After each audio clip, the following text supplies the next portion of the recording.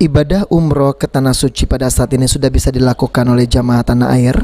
Proses menjalankan ibadah umroh sendiri menerapkan protokol kesehatan yang cukup ketat, serta para calon jamaah terlebih dahulu menjalani pemeriksaan rapid test dan swab test.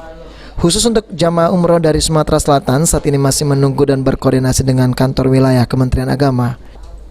Sekjen Ampuri Sumatera Selatan Kuswaransyah menjelaskan, untuk sementara ini belum ada jamaah dari Sumatera Selatan yang berangkat dan hanya ada 4 bandara atau airport yang bisa memberangkatkan jamaah umroh, yaitu Bandara Internasional Soekarno-Hatta Jakarta, Bandara Kuala Namu Medan, Bandara Juanda Surabaya, dan Bandara Sultan Hasanuddin Makassar.